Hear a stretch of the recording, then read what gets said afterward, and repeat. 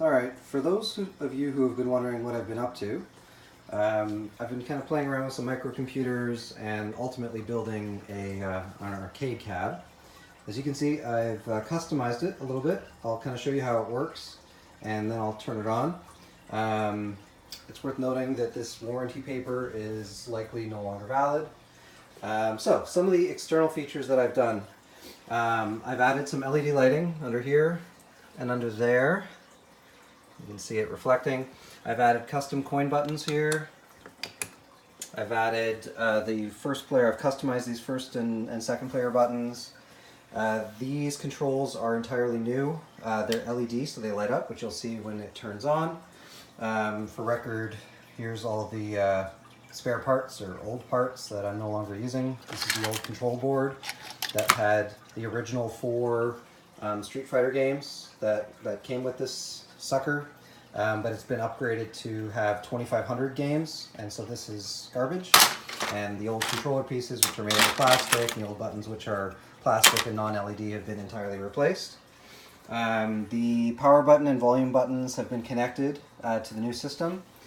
On the top of it, we can see here that I've replaced the sound system, so I've put some new temporary speakers, as well as an LED control here, which is controlled by the remote control.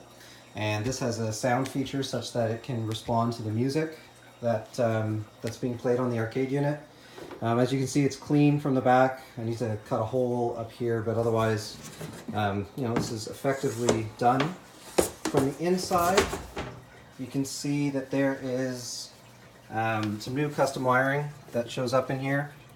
So for starters, we've got a power bar that connects a series of items. So you've got the sound power, the controller, the video controller, the Raspberry Pi. Oh, sorry, I have those mixed up. This is the Raspberry Pi. This is the video controller.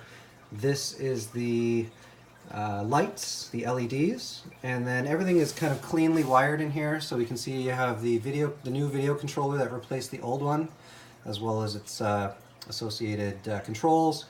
This is the actual Raspberry Pi. You've got 4 USB controls here. 2 of them link to the new controls, and 2 of them link to USB plugs that are available in the front, which I forgot to show off. On the side here, you've got the audio, the HDMI, which connects to the video controller, and the power for the Raspberry Pi. If we open this up, you can see that there's 2 things plugged into the GPIOs on board. The bottom 2 connect to the original power, such that the power controls in the front will work with the Raspberry Pi, and the upper ones control the volume and set the volume. Now under here, you can kind of get a sense of how everything is connected. So you've got the new, these are the new controls. This is the USB controller, and you've got the all the buttons and joysticks that are all wired in. Over here, you've got the second player, the same. So you've got the buttons, the controllers all up there. This is the coin button here. And then over here is the USB control that allows the system to have external controllers, external USB controllers to allow up to 4 players. And so this is all connected, and all you need to do in the front is, well, for starters, we can customize the light show, so to speak, and just kind of set it to do some funky coloring in the front.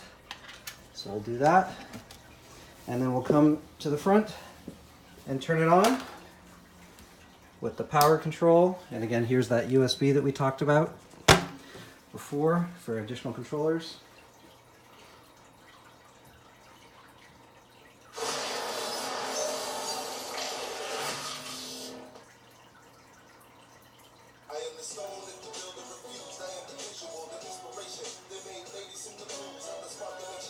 So it has a custom video that plays while the system is loading. As you can see in the background, it has now loaded, but the video is still playing out. The LEDs have all lit up here and there. First player, the coin, is all lit up. And then once the video is complete, we can navigate the system. So you've got your games, and as you can see here, the total is 2,500 games. So we've gone from 4 games to 2,500 games. You can pick your games, and then I've got a custom loading screen here. Of course, it's Star Wars, and then the game itself loads. And then once we're in, we can add a coin or 2, and then start. And now we're playing, and the volume is turned down, so I can turn it up. And as you can see, oh, I'm playing the other player. So I can shoot. I can control the volume. So volume's currently off. Volume's currently loud. And yeah, that's it. And then of course when I turn it off, the whole system shuts down, except for the LEDs, which are controlled separately. And yeah, so that's what I've been working on.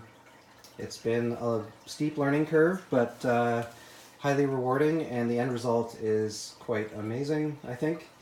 And all I've got to do is use these spare parts over here to secure this board, which is obviously loose right now, and then I'm pretty much done. And yeah, anyways, thanks for watching. Okay, bye.